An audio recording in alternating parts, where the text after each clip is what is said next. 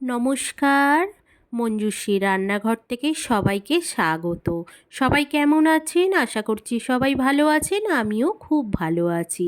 আজ আমি দেখাবো সম্পূর্ণ নিরামিষ তরকারি, সাদা আলুর চচ্চড়ি। এটা রুটি, লুচি কিংবা পরোটা দিয়ে খেতে খুব ভালো লাগে। চলো শুরু করা যাক। এখানে আমি চৌকোভাবে আলু কেটে নিয়েছি, 3টে চেরা কাঁচা লঙ্কা নিয়ে নিয়েছি। আমি এগুলোকে জলেতে পরিষ্কার করে ধুয়ে নিয়েছি। দেখো এইভাবে চৌকো করে আলুগুলোকে কেটে নিয়েছি। এবার আমি ফোড়নের জন্য দেখাবো। এটা মাস্টার্ড অয়েলে সম্পূর্ণ তরকারিটা হবে। এখানে আমি মাস্টার্ড অয়েল নিয়ে নিয়েছি, একটা তেজপাতা নিয়ে নিয়েছি, একটা শুকনো লঙ্কা আর কিছুটা পরিমাণ পাঁচফোড়ন নিয়েছি।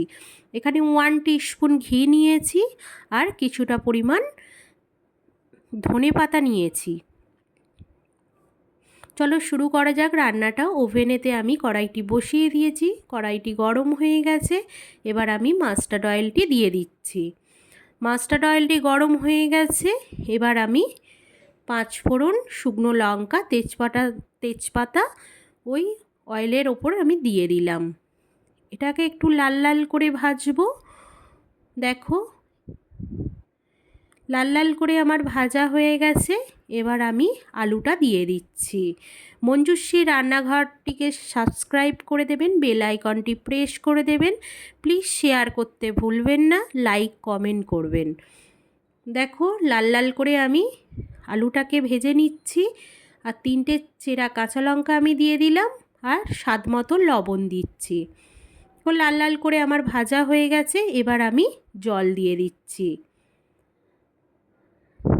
জলটা দিয়ে দিলাম। এবার আমি বয়েল হওয়ার জন্য আমি ঢাকনাটা দিয়ে দিচ্ছি, যাতে আলুটা সেদ্ধ হয়ে যায় খুব তাড়াতাড়ি। আমি 15 মিনিটের মতো আমি বয়েল করে নিচ্ছি।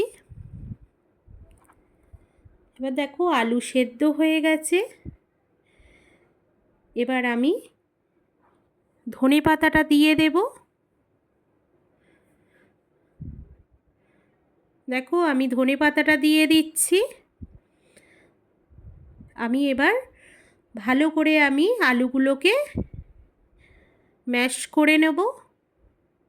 আর তরকারিটা সম্পূর্ণ নরম রাখবেন, খুব টাইট করবেন না, খেতে ভালো লাগবে না।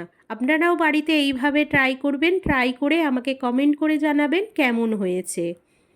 দেখো আমি এবার ঘিটা দিয়ে দিচ্ছি। আমার তরকারিটা সম্পূর্ণ ডান। এবার আমি গ্যাসের চুলাটা অফ করে দিলাম। আর আমি কিছুক্ষণ ঢাকনা দিয়ে রাখবো, ঘিটা দিয়েছি সেই জন্য। দেখো আমি আবার ঢাকনাটা খুলে নিলাম। এবার যেইটুকু মাস্টার্ড অয়েলটা ছিল আমি দিয়ে দিলাম। আপনারাও এরকম কাঁচা মাস্টার্ড অয়েলটা দেবেন, খেতে খুব ভালো লাগে। আপনারাও বাড়িতে ট্রাই করবেন। বলেতে আমি সার্ভ করে নিলাম। কেমন হয়েছে রেসিপিটি কমেন্ট করে জানাবেন। প্লিজ সাবস্ক্রাইব করে দেবেন আর শেয়ার করবেন। Thank you. সবাই ভালো থাকবেন, সুস্থ থাকবেন। নমস্কার।